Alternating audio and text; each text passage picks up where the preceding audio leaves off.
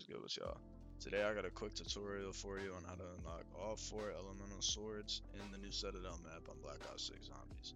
The first sword we're going to be talking about is the fire sword. Now to unlock the base versions of the sword, there's a zombie that spawns after round 10 that once you kill him will drop a stamp, and that's how you unlock the base versions. But with the fire sword, you're going to want to put it in this dragon statue, and there's going to be 3 lights that light up there, you see them? And there's going to be 3 fire pots around the lamp corresponding to the lights that you need to go and interact with and bring back to the statue. So the first one's on that castle wall. You just run back with it, interact with the statue, 1 pot done. Now the second pot's a little further. This is the furthest one. This one's in the beginning area of like the spawn area.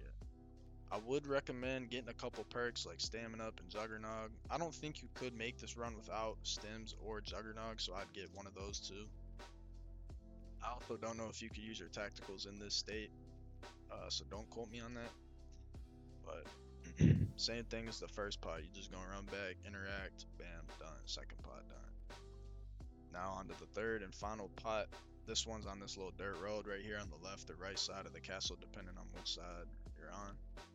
You're just gonna rinse and repeat the process of the first 2 pots, run back, interact with it, and then you go. You got there you go. Then you got the sword.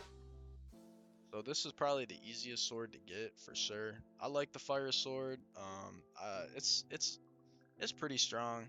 It's pretty strong. You'll find out my favorite one at the end of the video, but this is the fire sword. On to the next. So the next sword we finna go over is the light sword. Now, when you interact with the light sword and pick it up, there will be 4 glowing parasites that spawn, and once you kill a parasite, it'll emit a gold aura around the sword, which you will then need to take down over to this door that I'm going to right now, and then you will have to melee the door, which will activate a symbol. You have to do this 3 more times to activate all 4 symbols.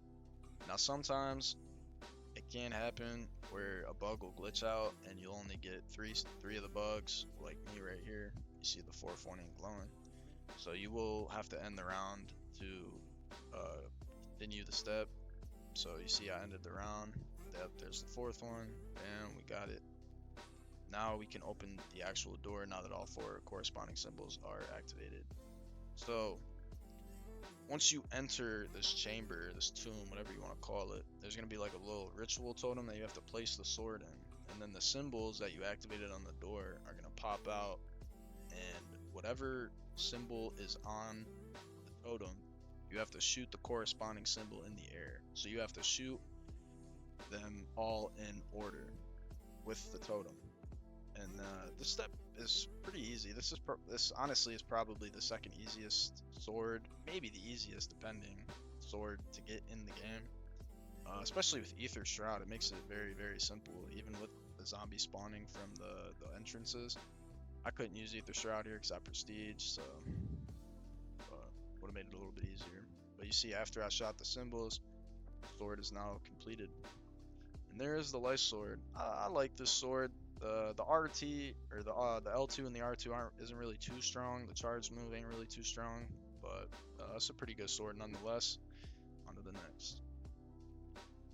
So the third sword we are going to be going over is the electric sword. Now let me know in the comments how y'all are feeling about these swords. I personally like them a lot because they're obviously very reminiscent of the BO2 elemental staffs, but let me know in the comments what y'all think. Now the first lightning rod we are finna have to acquire is right here by Deathshot Daiquiri on the floor, and there are going to be a total of 3, as you saw in my inventory. Now the second one is acquired through getting dead wire on your weapon through the arsenal, and we're gonna have to come by the room where we got the light sword. There's gonna be a power box you have to shoot right there. Then you get the second one. Now this third one may take some time. It's really RNG based. It took me to round 19 because I didn't even realize I had the wrong sword in my hand. But once I equipped the right sword, I got it as soon as I put the sword on. So there's the third one. It'll usually be around an armored zombie's neck. So pretty straightforward. Now once you have all 3 rods, you bring them to this pot right here, interact. Now a storm will start to brew up. Now pretty much what you have to do is just wait for 3 lightning strikes to hit your sword. And every time a lightning strike hits your sword, you're going to have to go up to the pot and melee it. which will then transfer your shock from the sword to the pot, which will then allow you to get the wonder weapon, like the complete version. So there's the first strike. Now I was doing this on round 19 and 20, so it was getting a little hectic, but I did have a perkaholic. So if you are going to do this in the later rounds or maybe try to get all four in one game, I would definitely recommend having some perks, as it does get hectic and they do spawn more zombies. You know how the Sam's trials do it? It's kind of like that with these steps. So there are more zombies than usual. And if you are doing this on a higher round, I would recommend being a little bit set up before this, having some weapons maybe, or just using the sword too. It works, especially with some augments on melee macchiato. But once you get all three lightning strikes and transfer them to the pot, you just interact with it, let it cook up for a second, and that's all. It's pretty straightforward. Pretty cool sword. It's okay. It's not my favorite, not the worst one. That's okay. Now on to the last sword. So finally but not least, we have the Void Sword. Now this is definitely my favorite sword in the game. It is just aesthetically pleasing in every way.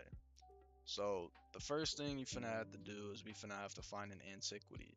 Now I've found all of them in this little room right here. Not too for sure what it's called, but there are like 12, I think. So there are a lot of antiquities and there are all kinds of combinations that you have to do with them.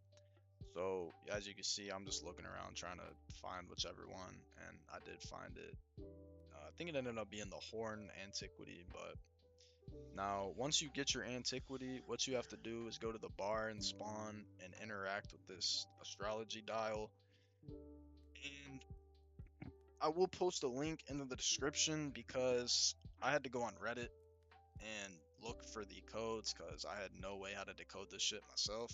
So I will post a link in the description with all of the codes for every antiquity down there to make this shit very easy for y'all.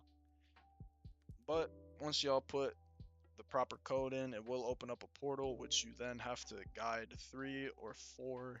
Don't remember exactly which number it is, but there are 3 or 4 little purple balls that will then float into the nether portal. And after that, it will take you upstairs. As you can see, I'm upstairs now, and the same thing applies to the upstairs. Once you get 3 or 4 of them little nether balls up in the portal, it will then take you to the second floor where the pool table is at, and then that will be the last step. Well, kind of. I would also recommend, as I said before, with the lightning step being set up, maybe doing this on like definitely, well, actually not doing this on a parasite round because the vermins are very fucking annoying. But I would definitely save one last zombie, or if you do it on a parasite round like I did, just save a parasite, kill the vermins because they will irritate your soul. They will not leave you alone. Now, 3, or that might have been the second one. That's the third one. Now, these things are very slow, and they do damage to you as well. So if you are not careful and run into them, they will crack your shield if you don't have full plates. So be very aware of that. Now, once you are done filling all 3 nether portals, you then need to bring your sword to the, or not bring your sword, you then need to interact with this dial, and it will basically just suck up your sword, pop it out, and bam, now you got the Void Sword. Now, this is definitely my favorite sword in the game by far. It's just so aesthetically pleasing in every way. It's very strong, and they did this map very well in my opinion. But let me know in the comments what y'all think about this tutorial and the map. I hope y'all have a great day, man. Peace out.